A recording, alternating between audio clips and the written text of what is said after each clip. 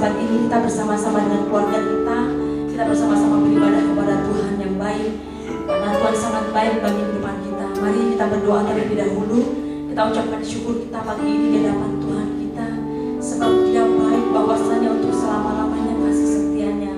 Terima kasih Bapa, terima kasih buat segala kebaikan-Mu Tuhan atas kehidupan kami, Tuhan atas keluarga kami, atas kesehatan yang Kau beri bagi kami Tuhan, atas berkat-berkat jasmani maupun rohani yang Kau berikan bagi kami Tuhan. Kami bersyukur pagi ini.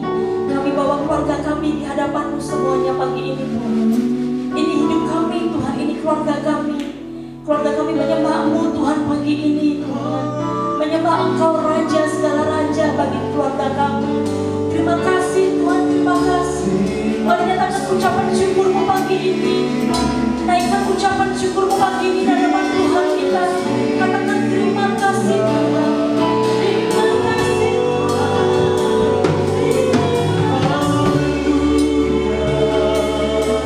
Naikkan syukur-Mu di hadapan Tuhan. Haleluya.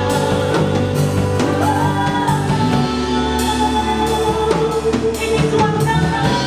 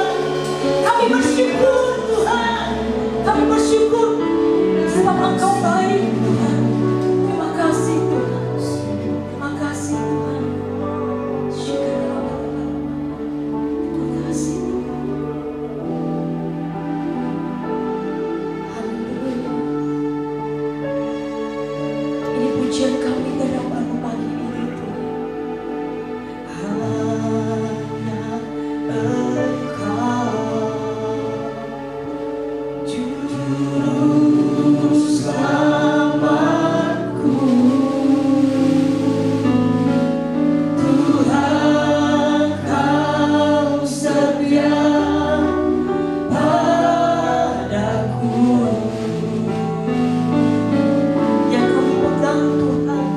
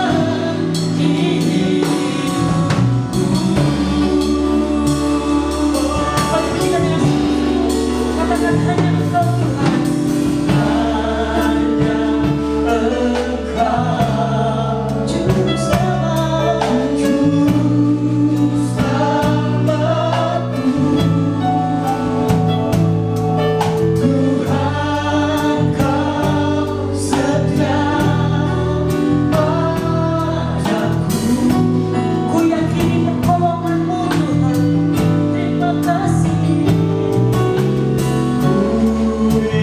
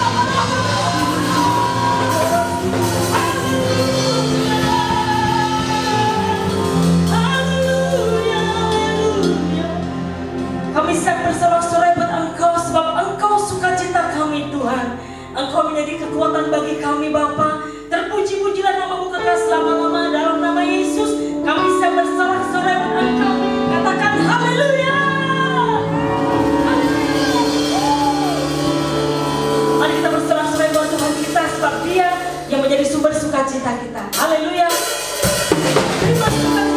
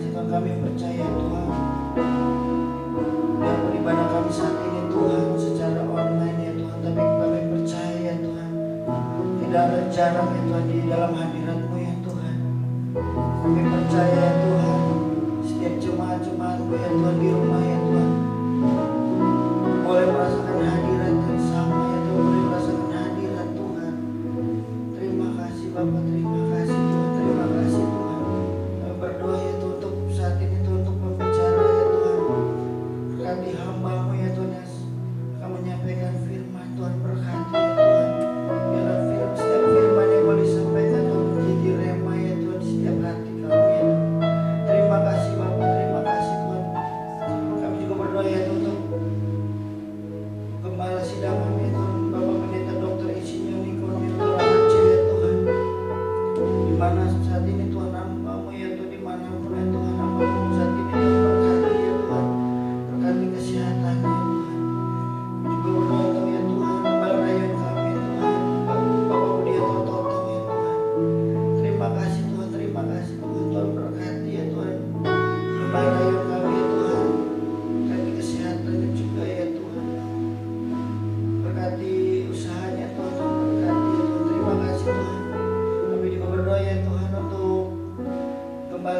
kami Tuhan di GBHOM ya Tuhan, untuk Bapak Pendeta Jenis Mobili ya Tuhan, berkati ya Tuhan, berkati Tuhan keluarganya ya Tuhan, berkati istri, berkati dua anaknya ya Tuhan.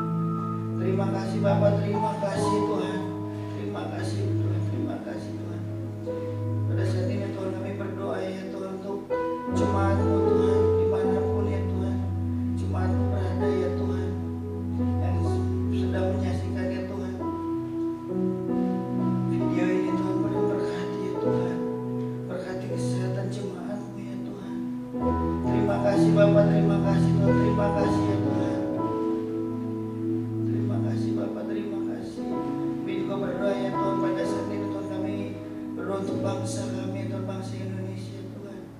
Kami percaya Tuhan bahwa virus corona itu akan segera berakhir di bangsa ini Tuhan. Bahwa perekonomian ya Tuhan, bangsa kami ya Tuhan akan pulih ya Tuhan. Terima kasih Tuhan, terima kasih Tuhan. Tuhan lawat bangsa kami ya Tuhan, berkati bangsa kami Tuhan, dari Sabang sampai Merauke ya Tuhan. Biarlah Tuhan tidak ada lagi ya Tuhan, boleh ada kasus corona ya Tuhan yang boleh terjadi ya Tuhan. Tuhan boleh tutup bungkus dan kuasa darah-Mu ya Tuhan. Terima kasih Bapak, terima kasih Tuhan. Kami percaya Tuhan, perlindungan-Mu sempurna atas bangsa kami Tuhan. Terima kasih Tuhan, terima kasih Tuhan. Kami boleh Tuhan berdoa syafaat Tuhan. Terima kasih Bapak, terima kasih. Dalam nama Tuhan Yesus, haleluya. Amin. Baik Bapak Ibu Saudara yang ada di rumah mulia dan sini, mari kita bersama-sama siapkan hati kita untuk kita boleh mendengarkan kebenaran firman Tuhan. Mari siapkan hati kita, dan kita juga akan mengadakan perjamuan kudus. Mari kita juga siapkan hati kita untuk menerima perjamuan di hari ini. Di minggu kedua ini Bapak, terima kasih.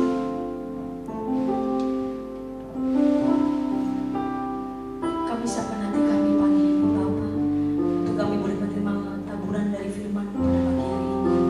Ini hati kami semua Bapak, kami semua terbuka di hadapan-Mu Tuhan. Keluarga kami semua terbuka di hadapan-Mu Bapak, siap untuk menerima kebenaran firman, siap untuk menerima taburan firman Tuhan pada pagi hari ini Bapak. Terima kasih Bapak, terima kasih. Haleluya. Katakan Tuhan, aku rindu. Tuhan, aku rindu. Tuhan, aku siap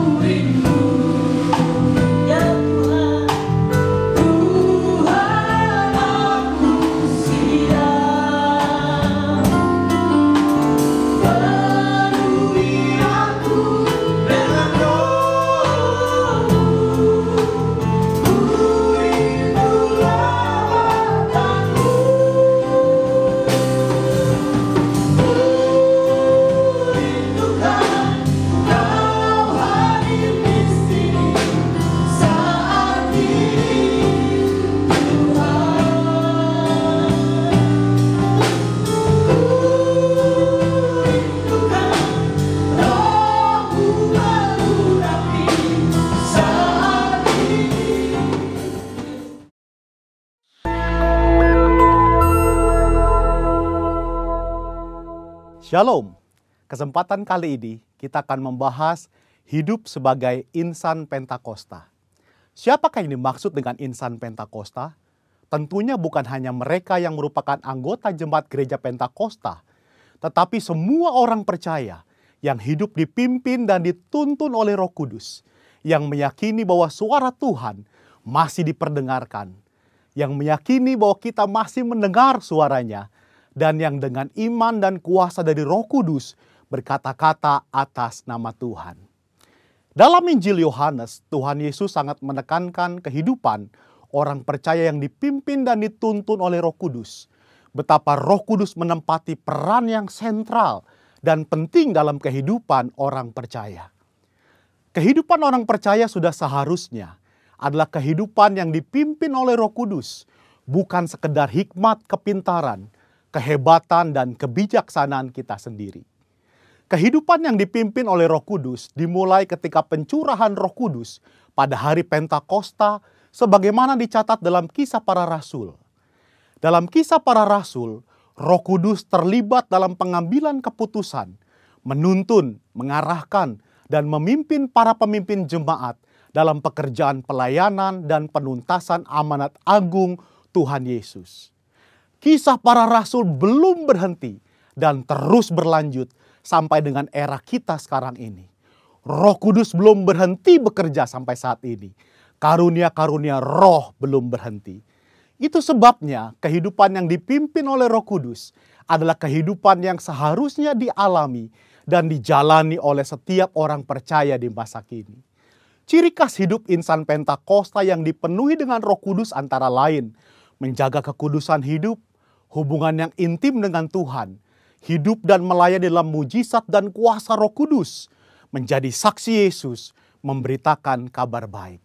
Mendengar suara Tuhan bukanlah tentang kemampuan manusia mendengar suaranya, tetapi tentang kehendak Tuhan yang ingin memperdengarkan suaranya kepada orang-orang percaya, sekalipun kita sedang dalam keadaan berdosa. Namun demikian adalah merupakan tanggung jawab kita untuk melatih kepekaan dalam mendengar suaranya.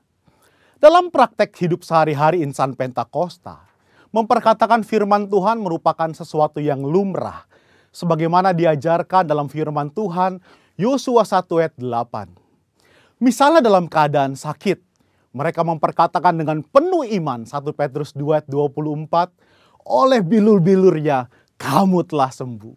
Ketika banyak kebutuhan hidup yang harus dipenuhi, mereka memperkatakan Filipi 4 ayat 13, segala perkara dapat kutanggung di dalam Dia yang memberi kekuatan kepadaku.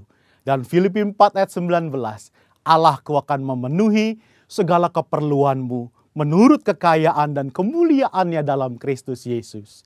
Serta memperkatakan Mazmur 91, janji perlindungan Tuhan. Insan Pentakosta yang menggembalakan jemaat bukan hanya memerlukan pengetahuan teologis yang mumpuni, bukan sekedar pengalaman pribadi semata. Lebih dari itu adalah kepekaan mendengar suara Tuhan. Gembala jemaat harus memiliki keintiman dengan Tuhan, sebab dengan begitu mereka mendapatkan tuntunan Tuhan bagi umat yang digembalakan. Pesan khusus yang diterima dari Tuhan sebagai tuntunan bagi jemaat tentu harus diperkatakan dan disampaikan berulang-ulang sampai jemaat dengan urapan Roh Kudus dapat menangkap, memahami, serta melakukan apa yang menjadi tuntunan Tuhan tersebut. Robert Menzies dalam bukunya menyatakan, sama seperti Tuhan Yesus diurapi untuk memenuhi tugas kenabiannya, demikian juga murid-murid yang dibaptis Roh Kudus telah diurapi sebagai nabi-nabi akhir zaman untuk menyatakan firman Allah. Gereja di zaman akhir yang telah dibaptis Roh Kudus adalah komunitas para nabi. Apakah seperti nabi zaman perjanjian lama? Tentu tidak. Yang dimaksudkan adalah para nabi yang terpanggil untuk membawa pesan keselamatan sampai ke ujung bumi.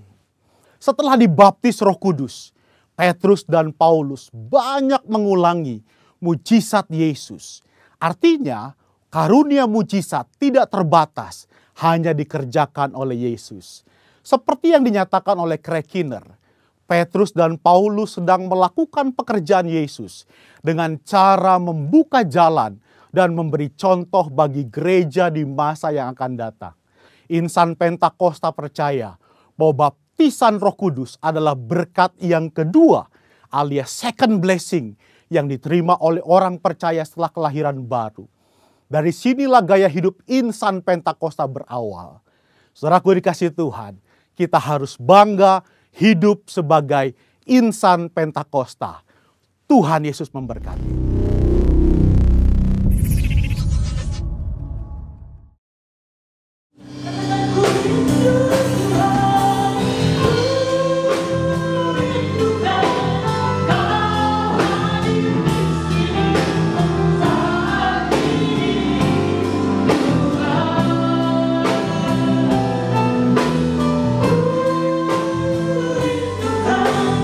Oh,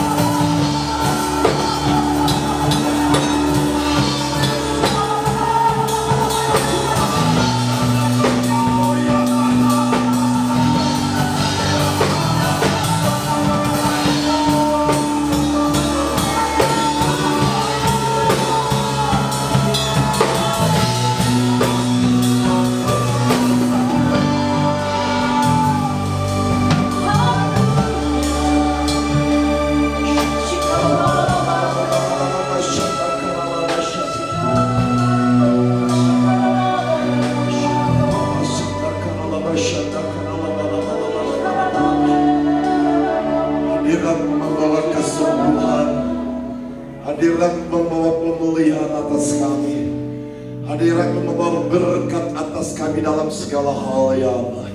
Dan kami percaya Engkau Tuhan yang bukan saja ada di tempat ini, tapi juga bersama-sama dengan jemaat para pemirsa di rumah-rumah mereka ya Tuhan, yang menjadi gereja-Mu ya Tuhan. Terima kasih. Hamba percaya ya Tuhan, Kau Tuhan yang tidak dapat dihalangi lagi oleh tembok-tembok ya Tuhan.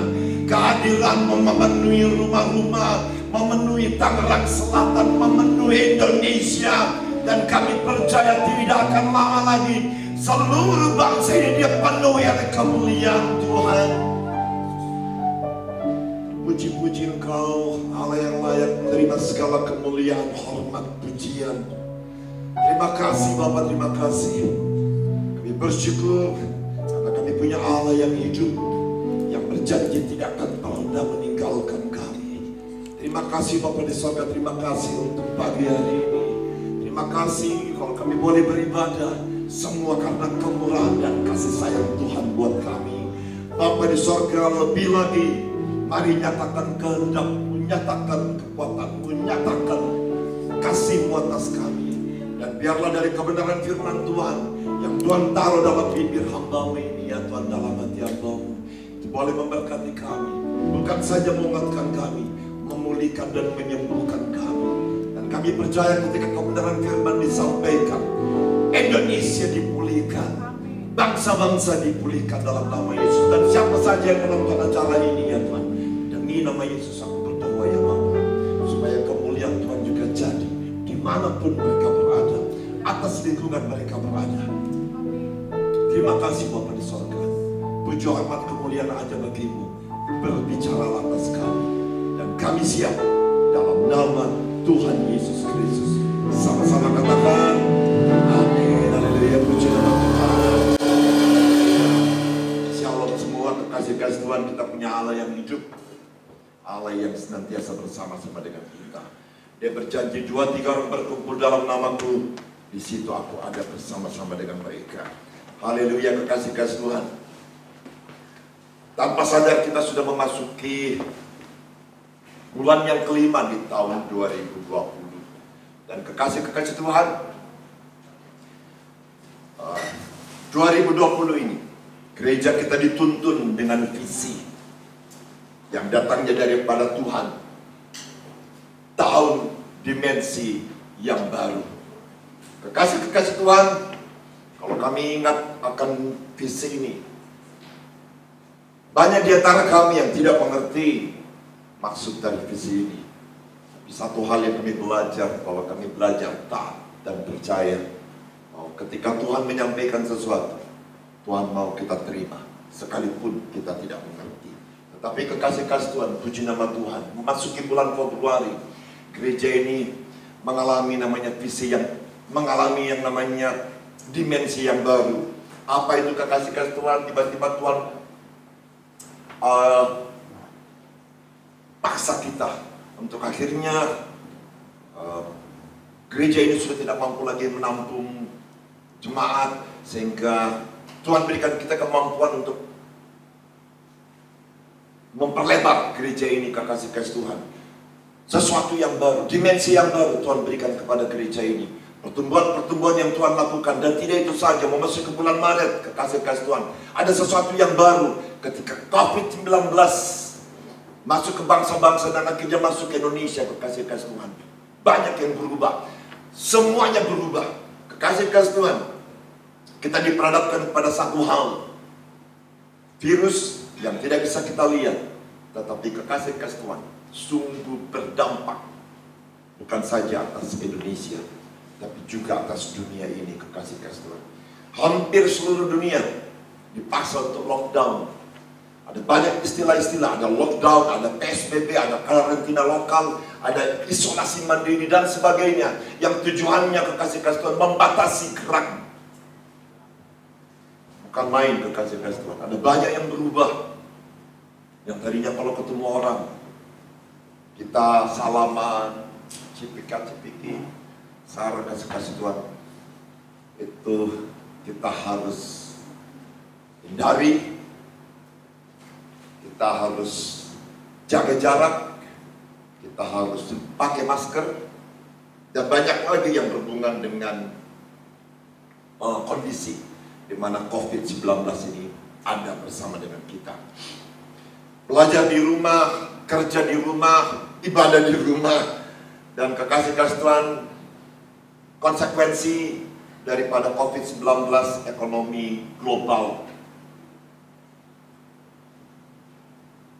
Kekasih-kasih Tuhan, saya teringat kepada ayat Ibrani 12 ayat 27 yang berkata, sekali lagi aku akan mengencangkan bukan saja bumi, tetapi langit juga. Kekasih-kasih Tuhan, ini ayat 2000 tahun yang lalu ketika Tuhan katakan firman ini.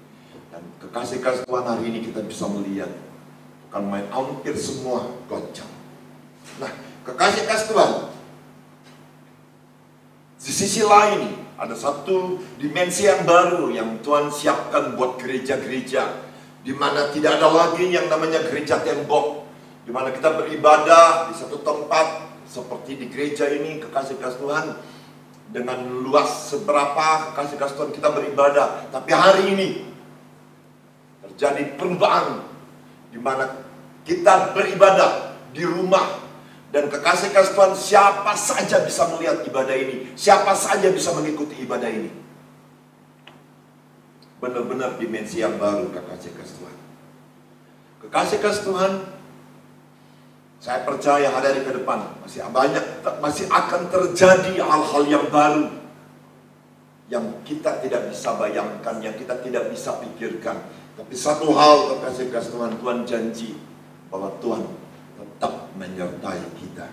Nah, kekasih-kasih Tuhan, mari kita lihat apa yang Tuhan mau kita renungkan, kita lakukan dari peristiwa ketika Tuhan Yesus mati dan dia bangkit dari yang ketiga, dan kita tahu, dan hari ini kita memperingati apa, kekasih-kasih Tuhan, masa-masa 40 hari ketika Tuhan Yesus menampakkan diri kepada murid-muridnya sebelum Tuhan Yesus naik ke sorga.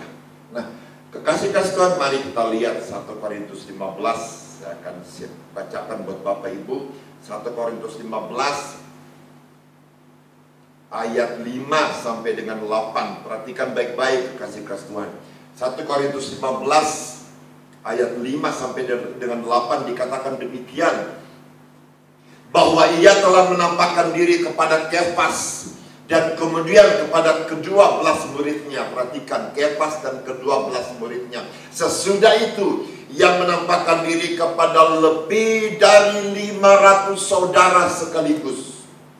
Kebanyakan dari mereka masih hidup sampai sekarang, tetapi beberapa di antaranya telah meninggal. Ayat 7.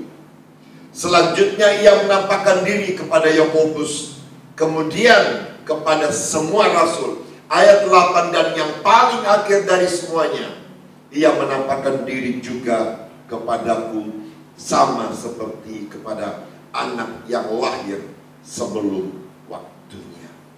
Kekasih-kekasih Tuhan, Tuhan Yesus menampakkan diri.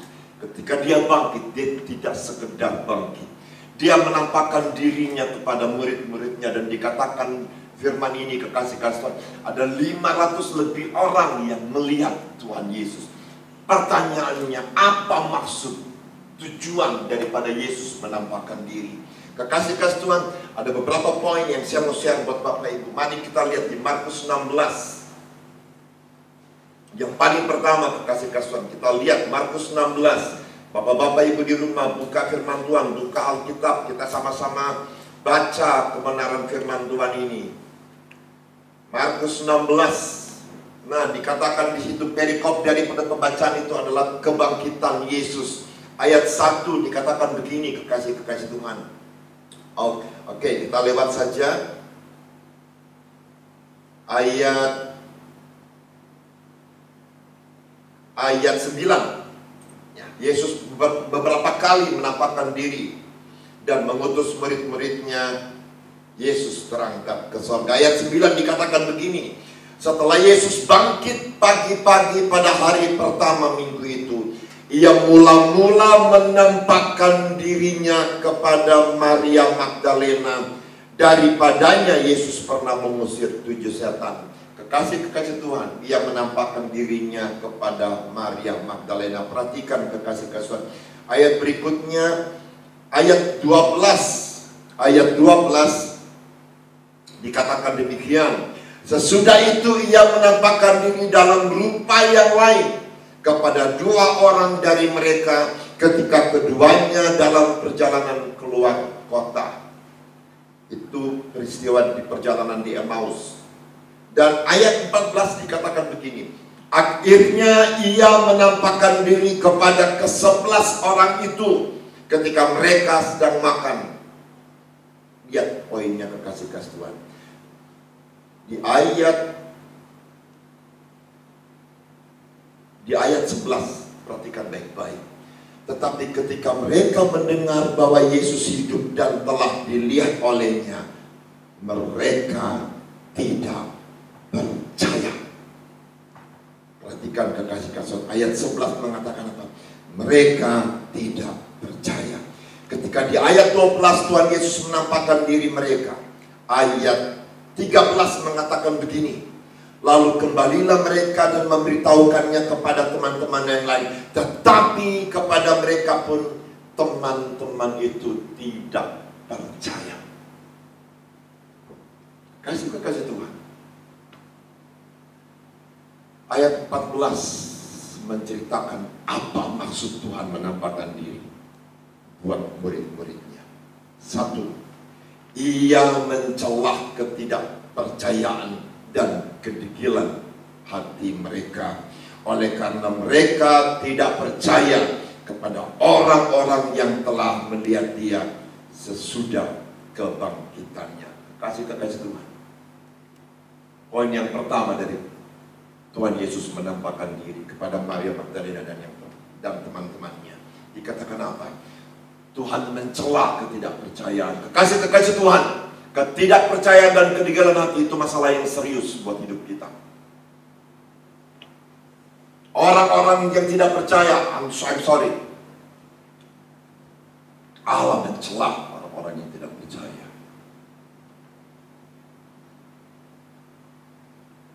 Oleh karena itu, poin daripada yang pertama ini, Tuhan mau supaya kita tetap percaya kepada janji-janjinya. Karena cuma Dia satu-satunya kekuatan, satu-satunya pertolongan dalam hidup kita. Tidak ada yang lain, kekasih-kekasih Tuhan. Kekasih-kekasih Tuhan, Tuhan punya rencana ketika kita boleh ada di muka bumi. Ketika kita boleh lahir, ketika kita boleh sampai ada sampai saat ini. Kekasih-kekasih Tuhan, Tuhan punya rencana. Kalau kita belum selesai, Tuhan akan terus minta kepada kita untuk menyelesaikan apa yang telah menjadi rencananya atas kita.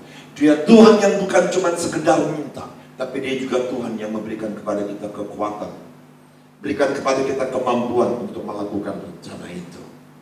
Amin, kekasih-kekasih Tuhan, kita harus percaya apapun keadaannya, kekasih-kekasih Tuhan. Setuju tidak setuju, ada COVID atau tidak ada COVID, kita harus tetap percaya bahwa rencana Tuhan pasti jadi. Tanpa saudara, rencana Tuhan pasti jadi. Yang kedua, kasih-kasih Tuhan, di Yohanes 20 ayat 14 sampai dengan 18. Yohanes 20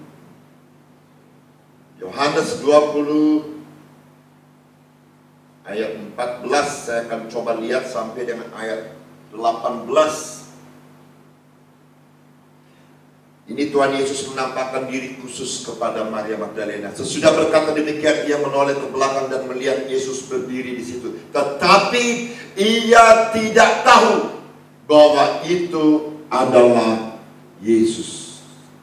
Kata Yesus kepadanya, "Ibu, mengapa engkau menangis? Siapakah yang engkau cari?" Maria menyangka orang itu adalah penunggu taman, lalu berkata kepadanya, "Huruf besar, Tuhan, jika Tuhan yang mengambil dia huruf besar, katakanlah kepadaku, di mana Tuhan meletakkan dia, supaya aku dapat mengambilnya. Sayang sama Tuhan Yesus, kekasih-kekasih Tuhan. Tapi kata Yesus kepadanya, Maria. Maria berpaling dan berkata kepadanya dalam bahasa Ibrani, Rabuni, artinya guru. Kata Yesus kepadanya, janganlah engkau memegang aku, sebab aku belum pergi kepada Bapa. Tetapi pergilah kepada saudara-saudaraku dan katakanlah kepada mereka bahwa sekarang aku akan pergi kepada Bapakku dan Bapamu, kepada Allahku dan Allahmu. Ayat 18. Maria Magdalena pergi dan berkata kepada murid-murid, aku telah melihat dia, dan juga bahwa dia yang mengatakan hal-hal itu kepadanya. Kekasih-kekasih Tuhan, apa maksud Tuhan menampakkan dirinya kepada Maria Magdalena? Pertama, bahwa dia mau menyampaikan kepada Magdalena bahwa dia itu maut tidak berkuasa atasnya, kekasih-kekasih Tuhan. Yang kedua, dikatakan firman Tuhan, dia masih harus pergi kepada Bapa. Kekasih-kekasih Tuhan, poin yang kita harus mengerti dari ini, jika Tuhan Yesus hidup, selalu ada harapan. Dan pengharapan di dalam Tuhan tidak pernah sia-sia, tidak pernah mengecewakan. Oleh karena itu, kekasih-kekasih Tuhan, satu yang saya mau sharing dan pesankan buat kita semua, tetap bertahan. Jangan terganggu dengan keadaan apa yang terjadi sekarang ini. Boleh banyak berubah. Mungkin ketika COVID-19 sudah kita kuasai, sudah ada vaksin dan semua mulai kembali, mungkin kita kembali hidup normal. Tetapi kekasih-kekasih, saya percaya ada banyak yang berubah. Ada pola-pola hidup yang mau tidak mau kita berubah. Tetapi kekasih-kekasih Tuhan, rencana Allah, tujuan Allah dari semua apa yang terjadi dalam Kisah Para Rasul 2 dikatakan bahwa terjadi goncangan, terjadi mujizat. Satu tujuan daripada semua itu, supaya banyak orang berseru kepada nama Tuhan. Rencana Tuhan, penuaian jiwa besar-besaran harus terjadi. Tanpa saudara, tanpa saya, Tuhan terus akan lakukan. Oleh karena itu, kekasih-kekasih Tuhan, tetap tinggal dalam rencana Allah. Tetap fokus kepada rencana Allah dalam kehidupan kita. Yang ketiga, kita ambil dari Lukas 24 ayat 14 sampai dengan 32. Lukas 24. Lukas 24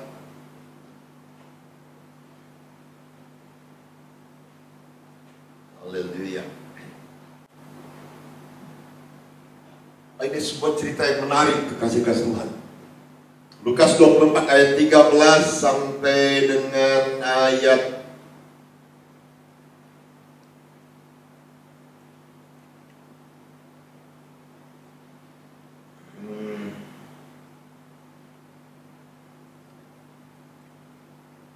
Lukas 24 ayat 13 kita baca. Saya akan bacakan hal-hal yang penting dari poin ini, kekasih-kekasih Tuhan. Dikatakan perikop daripada Lukas 24 ini ayat 13 sampai seterusnya. Yesus menampakkan diri di jalan ke Emmaus. Nah, ini kekasih-kekasih Tuhan, ketika pada hari itu juga dua orang dari murid-murid Yesus pergi ke sebuah kampung bernama Emmaus yang terletak kira-kira 7 mil jauhnya dari Yerusalem. Dan mereka bercakap-cakap tentang segala sesuatu yang telah terjadi. Apa itu, kekasih-kekasih Tuhan? Yesus telah mati.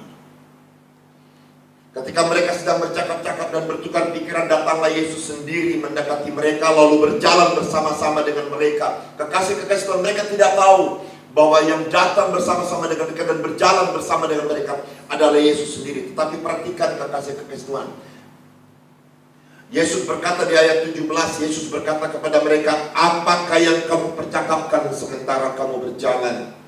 Maka berhentilah mereka dengan muka muram.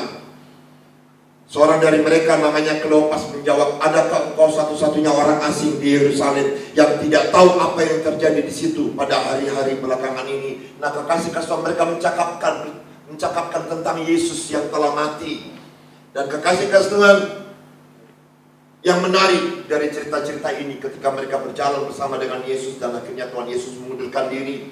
Dan dikatakan kekasih-kasih Tuhan di ayat 32. Perhatikan baik-baik kekasih-kasih Tuhan. Ayat 31 dan 32 saya akan bacakan buat Bapak Ibu. Ayat 31 dan 32. Ketika itu terbukalah mata mereka dan mereka pun mengenal Dia. Tetapi Ia lenyap dari tengah-tengah mereka. Ayat 32. Kata mereka seorang kepada yang lain, bukankah hati kita berkobar-kobar ketika Ia berbicara dengan kita di tengah jalan dan ketika Ia menerangkan kitab suci kepada kita? Perhatikan baik-baik kekasih-kasih Tuhan. Bukankah hati kita berkobar-kobar ketika Tuhan bersama dengan kita, ketika mata selaput yang menghalangi iman kita, penglihatan kita diangkat dan kita bisa melihat Yesus, kekasih-kasih Tuhan. Dikatakan apa? Hati kita berkobar-kobar. Dan perhatikan dikatakan apa? Ketika Ia menerangkan kitab suci kepada kita. Bapak-bapak, ibu-ibu, kekasih-kasih Tuhan yang ada di rumah, Tuhan mau supaya kita terus dekat dengan Tuhan, melekat dengan Tuhan, hadirkan Tuhan dalam hidupmu. Dan orang yang melekat dengan Tuhan, orang yang menghadirkan Tuhan dalam hidupnya, hatinya senantiasa berkobar-kobar. Energinya selalu Tuhan pulihkan, kekasih-kekasih Tuhan.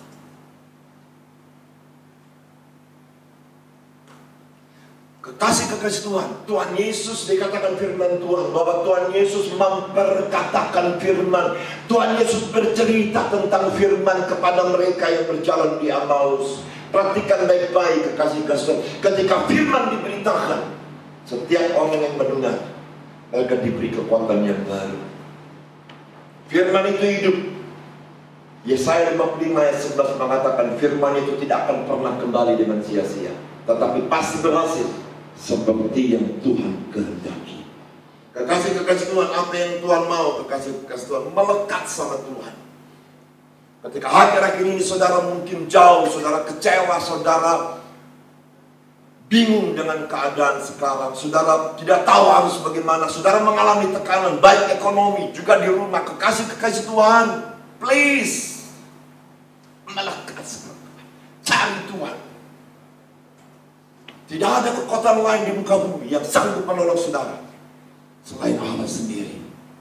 Dan cara untuk saudara ditolong cuma satu, saudara harus dekat dengan Tuhan, saudara harus bisa dengar suaranya. Dalam khotbah-khotbah gembala sidang kita tentang bagaimana mendengar suara Tuhan, ada banyak cara kekasih-kasih Tuhan, tapi satu cara yang menurut saya, bahwa kita harus melekat dengan Tuhan. Ketika kita melekat, kita dekat dengan Tuhan, kita tahu suaranya siapa.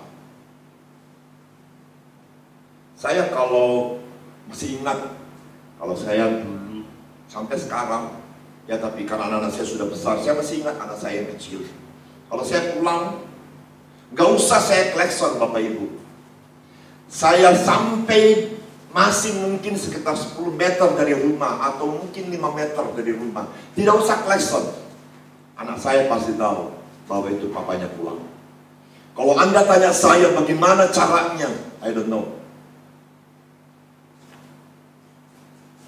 Tapi kekasih-kasih Tuhan, kalau saudara sebagai orang tua seperti saya, saudara juga pasti mengalami hal yang sama. Ketika saudara pulang, anak saudara tahu bahwa itu papa, itu mama. Hal yang sama dengan Tuhan. Kalau kita dekat dengan Tuhan, kita tahu suaranya. Gembala, domba-domba tahu mana gembalanya. Oleh karena itu Bapak Ibu, melekat sama Tuhan, please. Rajin doa, tanya sama Tuhan. Kalau nggak ngerti, minta hikmat sama Tuhan. Kalau nggak menggoncang tak kasih karunia, ya Tuhan yang pasti mendengar doa-doamu. Haleluya. Yang keempat, Yohanes 20 ayat 19 sampai dengan 23. Yohanes 20 ayat 19 sampai dengan 23. Yohanes 20, Bapak Ibu, mari buka dalam kitab kita. Yohanes 20 ayat 19 sampai dengan 23 dikatakan apa? Perikopnya Yesus menampakkan diri kepada murid-muridnya. Kekasih-kasih Tuhan, saya cuma mau saudara perhatikan baik-baik. Ayat 19 dikatakan apa yang terakhir? Pada waktu itu datanglah Yesus dan berdiri di tengah-tengah mereka dan berkata, damai sejahtera bagi kamu. Perhatikan. Ayat 21, dia katakan sekali lagi, damai sejahtera bagi kamu. Sama seperti Bapa mengutus aku, demikian juga sekarang aku mengutus kamu. Kekasih-kasih Tuhan, bahasa Alkitab ketika firman itu dikatakan 2 kali dan mungkin 3 kali, artinya sederhana buat saya. Itu pesan penting dari Tuhan. Kekasih-kekasih Tuhan, Tuhan mau bahwa damai sejahteranya tetap tinggal dalam hidup kita. Ada penekanan Tuhan di hari-hari seperti sekarang, bahwa mari kita pelihara damai sejahtera itu. Dan damai sejahtera itu bukan dari harta. Saya sempat lihat video-video orang yang punya duit, orang yang dikatakan miliarder, orang yang punya duit triliun-triliunan, kekasih-kekasih Tuhan. Ketika dia mengatakan apa hari ini tidak ada artinya daripada mobil mewah, daripada baju mewah, daripada tas mewah. Hari ini nggak bisa dipakai. Apa yang mau dibanggain dari semua itu, kekasih-kasih Tuhan? Hanya karena satu virus COVID-19 semua jadi tidak berarti. Betapa dahsyatnya dan hebatnya Tuhan itu. Haleluya, kekasih-kekasih Tuhan. Tuhan mau harus pelihara damai sejahtera. Dan sedamai sejahtera itu datangnya daripada Tuhan Yesus sendiri. Oleh karena itu kekasih-kasih Tuhan, terus dekat dengan Tuhan. Ayat Yohanes 20 ayat 26. Kekasih-kekasih Tuhan. Setelah ketemu Thomas. Perhatikan baik-baik kekasih Tuhan. Setelah ketemu Thomas, sekali lagi Tuhan Yesus berkata, damai sejahtera bagi kamu. 3 kali Tuhan Yesus menyatakan perkataan ini. Damai sejahtera bagi kamu. Kekasih-kekasih Tuhan, betapa penting damai sejahtera itu. Jangan bergantung kepada manusia, jangan bergantung kepada benda. Ketika saudara mungkin saat ini bingung tentang beras, bingung, kekasih-kekasih Tuhan, saya pernah berada di pihak saudara. Saya pernah alami seperti apa yang saudara alami. Dan saya semakin yakin Allah tidak pernah meninggalkan saya. Kalau Dia tolong saya, Dia pasti tolong Bapak itu. Berpegang terus kepada kebenarannya, kepada kekuatannya. Dan satu hal yang Tuhan ajar kepada kita, kekasih-kasih Tuhan, Yohanes 20 ayat 29. Yohanes 20 ayat 29 dibilang begini, kekasih-kekasih Tuhan. Kata Yesus kepadanya, karena engkau telah melihat aku, maka engkau percaya. Berbahagialah mereka yang tidak melihat, namun percaya. Kekasih-kekasih Tuhan, hari-hari ini Tuhan mau supaya kita ke depan juga Tuhan mau supaya sekalipun kita tidak lihat, kita tetap percaya. Kekasih-kekasih Tuhan, akan ada banyak peristiwa-peristiwa yang akan kita alami, kekasih-kekasih Tuhan. Dan Tuhan mau tetap percaya sekalipun tidak melihat. Dan yang terakhir, Yohanes 21 ayat 1 sampai dengan 14. Yohanes 21 ayat 1 sampai dengan 14 dikatakan Yesus menampakkan diri kepada murid-muridnya di pantai Danau Tiberias. Kekasih-kasih Tuhan, saya cuma mau sampaikan, kekasih-kasih Tuhan, perhatikan baik-baik bahwa ketika mereka ini pergi menangkap ikan, sehari-harian mereka tidak dapat ikan. Tetapi dikatakan ayat 6, maka kata Yesus kepada mereka, tebarkanlah jalamu di sebelah kanan perahu, maka kamu akan memperolehnya. Kekasih-kasih Tuhan, ini mereka sudah keluar semalam-malaman untuk mencari ikan, tetapi mereka tidak mendapatkan. Tetapi ketika Yesus memberitakan kepada mereka, tebarkanlah jalamu di sebelah kanan perahu, maka akan kamu peroleh. Dan kekasih-kekasih Tuhan lalu mereka menebarkannya, dan mereka tidak dapat menariknya lagi karena banyaknya ikan. Ayat 7, maka murid yang dikasihi Yesus itu berkata kepada Petrus, itu Tuhan. Kekasih-kekasih Tuhan, apa maksud Tuhan daripada Tuhan menampakkan diri? Tuhan mau memulihkan hubungannya. Tuhan mau supaya mereka kembali lagi seperti ketika mereka bersama-sama dengan Tuhan Yesus, makan sama-sama. Ayat 13 dikatakan begini. 12, kata Yesus kepada mereka, marilah dan sarapanlah. Tidak ada di antara murid-murid itu yang berani bertanya kepadanya, siapakah engkau, wahai? Sebab mereka tahu bahwa ia adalah Tuhan. Kekasih-kekasih Tuhan, Tuhan mau, kekasih-kekasih Tuhan, memulihkan hubungan kita dengan Tuhan. Ketika saudara mungkin tidak dapat apa-apa seperti murid-muridnya memancing ikan, ketika saudara tidak tahu harus berbuat apa, hari ini ketika saudara rendahkan hati di hadapannya, saudara mendengar kebenaran firman ini, buka hatimu, dan saya percaya Dia Allah yang baik, Dia Allah yang sayang sama saudara. Dia pasti akan memulihkan hidupmu, Dia pasti akan memulihkan hubunganmu dengan Tuhan. Kita harus peka, kekasih-kasihan, dengan membutuhkan Tuhan dari peristiwa saat ini. Oleh karena itu, kekasih-kasihan Tuhan, saya mengundang Bapak Ibu semua untuk mulai hari ini, kekasih-kasihan Tuhan, di saat masa-masa penantian sebelum kita memperingati Tuhan Yesus naik ke surga, Tuhan punya maksud tentang penampakan diri. Artinya apa, kekasih? Kita mau dipulihkan. Tuhan tahu kondisi yang kita alami. Tapi ingat baik-baik, kekasih-kekasih Tuhan, ada bagian-bagian yang harus kita lakukan. Haleluya. Mari pemain musik boleh bantu saya ke depan. Terima kasih Tuhan Yesus, terima kasih. Mari semua, mari bantu saya ke depan. Kita masih dalam perjamuan kudus.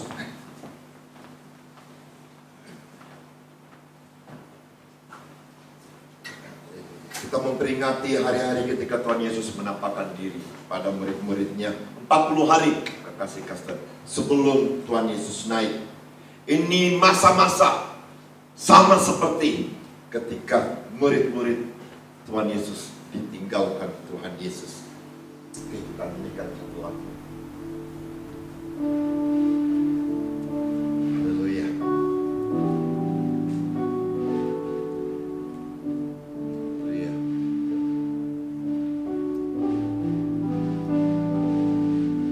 Hidupku dalam tangan-Mu, oh Yesus. Setiap langkah Kau tetapkan bagiku.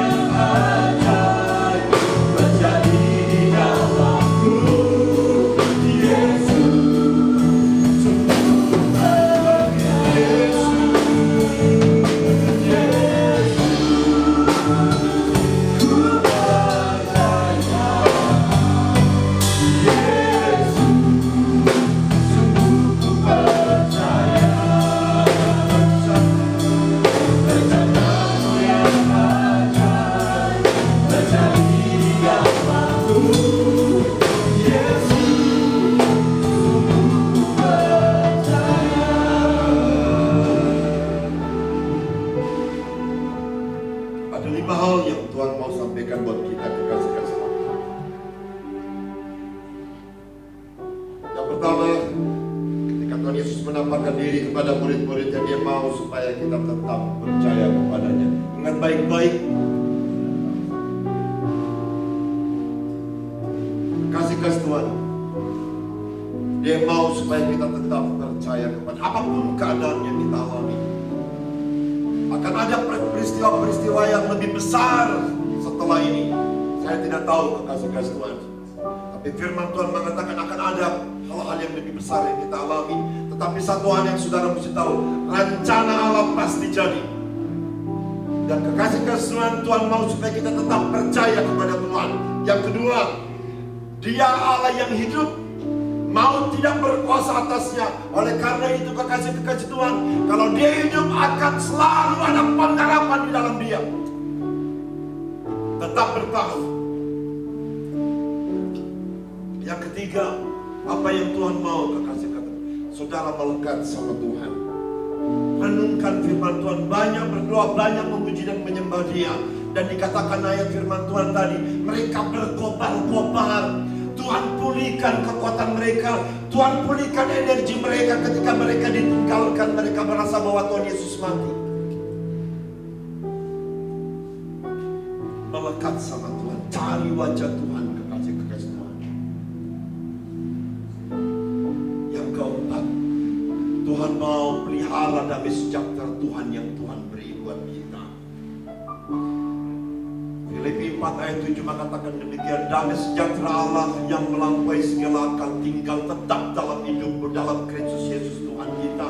Tuhan ketika firman ini Tuhan nyatakan buat kita, percaya saat ini juga dimanapun saudara berada, damai sejahteranya yang melampaui segala akal turun atas.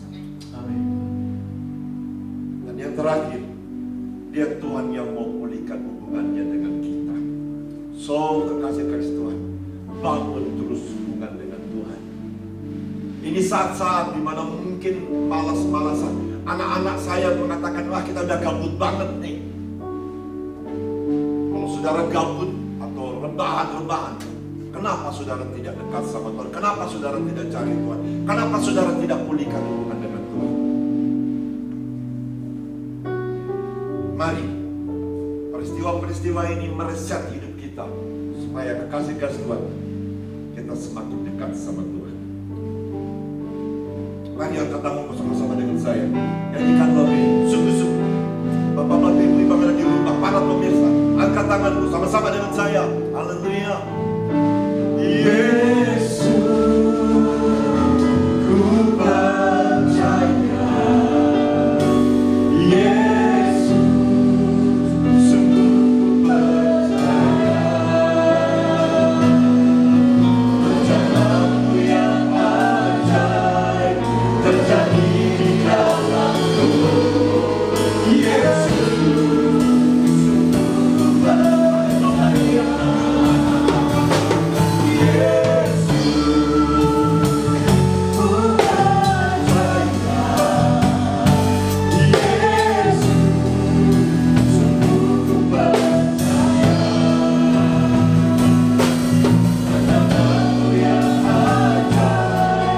Terjadi di dalam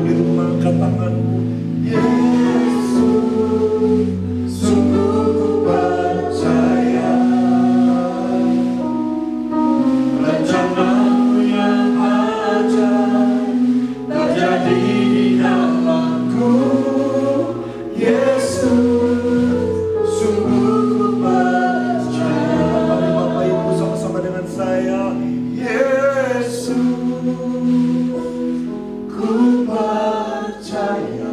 Terima kasih Tuhan Yesus, terima kasih. Oh hadir bersama anak-anakmu di rumahnya Tuhan. Mereka percaya kepadamu. Rencanamu yang ajaib terjadi di dalamku, Yesus.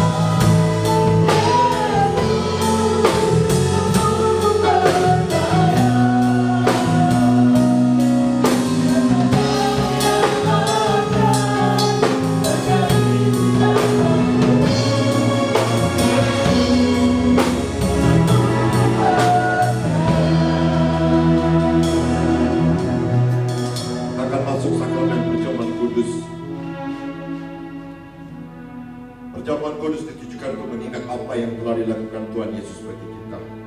1 Korintus 11 ayat 27 sampai dengan 30. Sebab itu setiap kali kamu makan roti dan minum cawan ini, kamu memberitakan kematian Tuhan sampai Dia datang. Jadi barang siapa dengan cara yang tidak layak makan roti dan minum cawan Tuhan, ia berdosa terhadap tubuh dan darah Tuhan. Karena itu, hendaklah tiap-tiap orang menguji dirinya sendiri, dan baru sesudah itu ia makan roti dan minum dari cawan itu.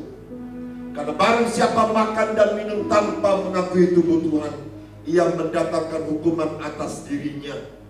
Sebab itu, banyak di antara kamu yang lemah dan sakit, dan tidak sedikit yang meninggal. Kekasih kasuhan Bapak-Bapak Ibu yang ada di rumah, para pemirsa, rendahkan hatimu di hadapan Tuhan sebelum kita memasuki sakramen perjamuan kudus. Beres-beresan sama Tuhan, datang sama Tuhan, akui kesalahan, akui dosa, akui kelemahan, akui tindakan-tindakan yang keliru. Suami istri, mari datang pegang istrimu, hai suami-suami. Hai istri, pegang suamimu. Mari panggil anak-anak yang ada di rumah, ikut bersama-sama untuk masuk dalam perjamuan kudus, karena kita punya iman yang sama. Bapa di surga, kau melihat anak-anakmu yang ada di rumah, yang mereka sedang berkumpul beribadah dan akan ikut dalam sakramen perjamuan kudus.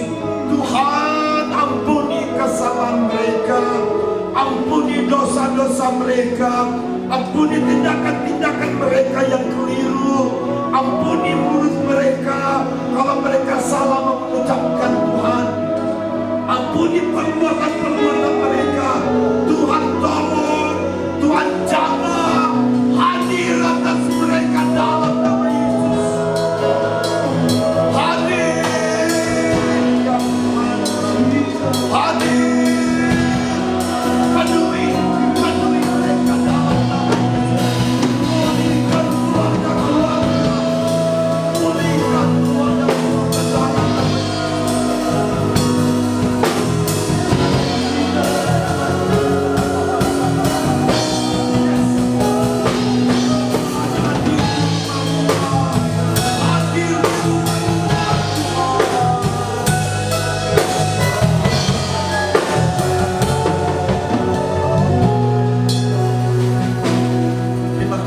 Kehadiranmu di rumah-rumah bersama dengan anak-anakmu, rumah menjadi gerejamu ya Tuhan. Terima kasih, terima kasih, terima kasih. Dan kami siap Tuhan untuk memasuki sakramen perjamuan kudus demi nama Tuhan Yesus Kristus. Sama-sama katakan amin. Silakan dibagi Bapak Ibu. Bapak-bapak Ibu yang ada di rumah, persiapkan semua, persiapkan hatimu. Haleluya. Makasih Tuhan Yesus, terima kasih Tuhan Yesus, kau baik dalam nama Tuhan Yesus Kristus.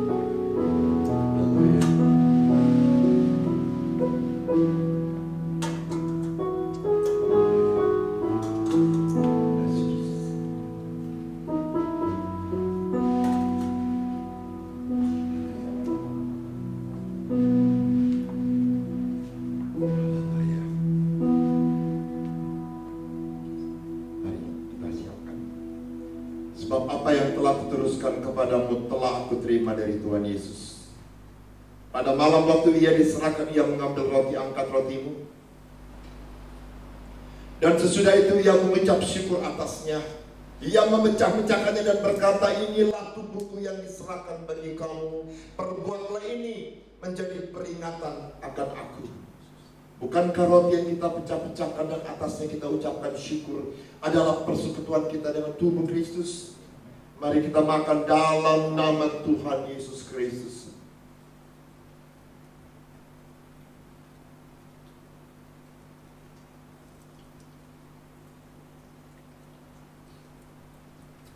Haleluya.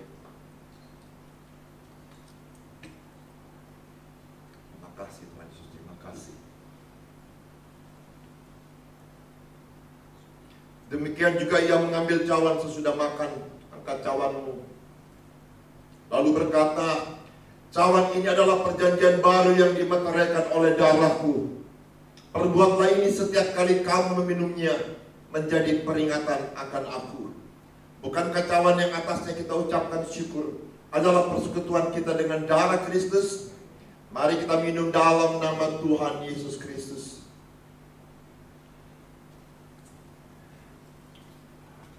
Haleluya. Ucapkan syukur untuk tubuh dan darahnya Yesus. Orang-orang syadakara, terima kasih. Terima kasih. Terima kasih Tuhan. Terima kasih. Terima kasih buat tubuh dan darahmu. Terima kasih.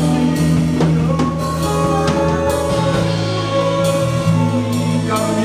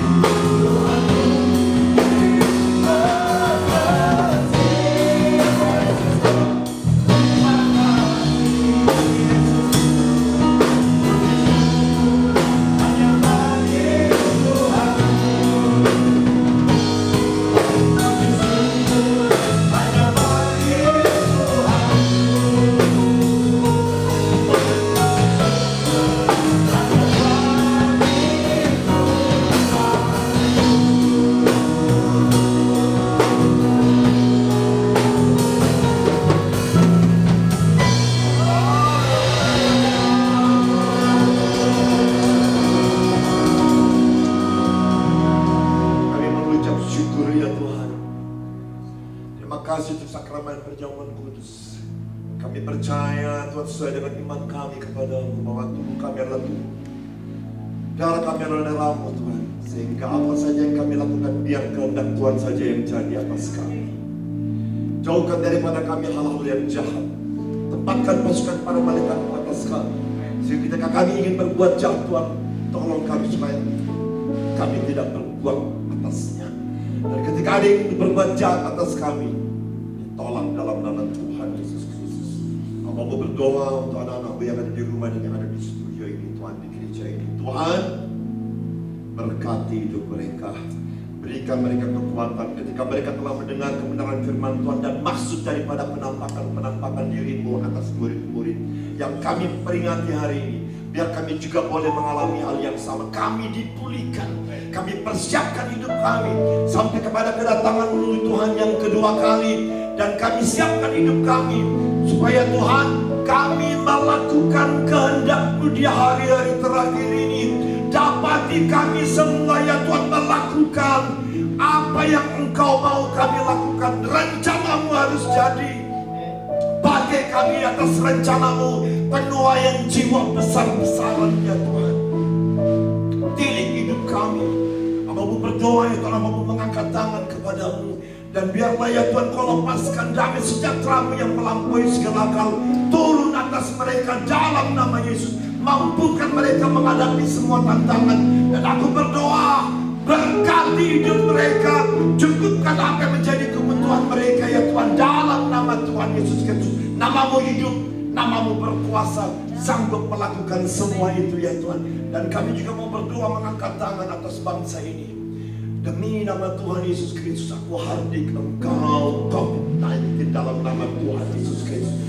Diamlah, tenanglah, dan demi nama Tuhan Yesus Kristus, aku bakar COVID-19 dalam nama Tuhan Yesus Kristus. Dan aku percaya kepada-Mu ya Tuhan, apa yang kami perkatakan tidak akan pernah pulang dengan sia-sia. Sebab Tuhan yang akan melakukan, Tuhanlah yang akan menggenapi semuanya. Yang sakit di rumah sakit karena COVID-19 sembuh dalam nama Tuhan Yesus Kristus. Terpuji-puji Engkau, pulihkan bangsa ini, pulihkan ekonomi bangsa ini, pulihkan usaha-usaha dalam nama Tuhan Yesus Kristus. Indonesia bangkit dalam nama Tuhan Yesus Kristus. Jadilah kehendak-Mu atas kami di bumi seperti di sorga. Percaya jadi, sama-sama katakan amin. Terima kasih hambanya Pak yang telah menyampaikan kebenaran firman Tuhan pada siang hari ini. Semua diberkati, yang di depan ini maupun yang ada di rumah, semua diberkati. Haleluya. Tiba saatnya kita akan mendengarkan beberapa pengumuman gereja selama sepekan. Persembahan via transfer. Bapak Ibu dapat memberikan persembahan minggu ini melalui nomor-nomor rekening yang tertera di layar. Untuk persembahan umum dan perpuluhan, saudara dapat mentransfer ke rekening GBI Home. Untuk persembahan pembangunan, saudara dapat mentransfer ke rekening pembangunan. Dan untuk persembahan event dan misi, saudara dapat mentransfer ke rekening event dan misi. Demikian warta sepekan GBI Home. Terima kasih, Tuhan Yesus memberkati. Shalom.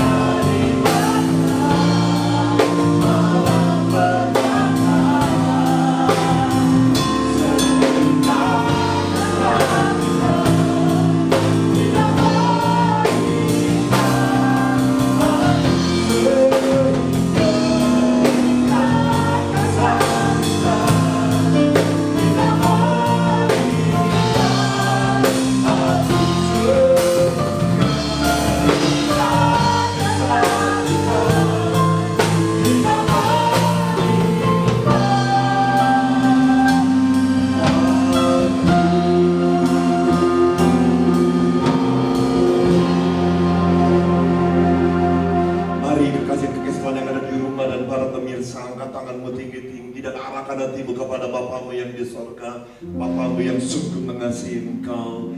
Diberkatilah engkau berlimpah-limpah, diperluas daerahmu, diperluas pelayananmu, diperluas pekerjaanmu, diperluas usaha-usahamu, diperluas studimu. Dan apa saja yang kau kerjakan demi nama Tuhan dibuat berhasil dan beruntung. Dan biarlah tangan Allah yang perkasa itu menjauhkan engkau daripada yang jahat, sehingga segala sakit penyakit, kecelakaan, kenasan, kegagalan, kesia-siaan, ketidakberuntungan tidak akan pernah menimpa kamu lagi. Bapa di surga akan melakukan semua itu dalam cinta kasih Tuhan kita Yesus Kristus, menyertai kekuatan penghiburan dari Roh Kudus, menyertai kita sejak saat ini sampai Tuhan Yesus datang dan sampai selama-lamanya. Percaya janji dalam nama Tuhan Yesus Kristus, sama-sama katakan amin.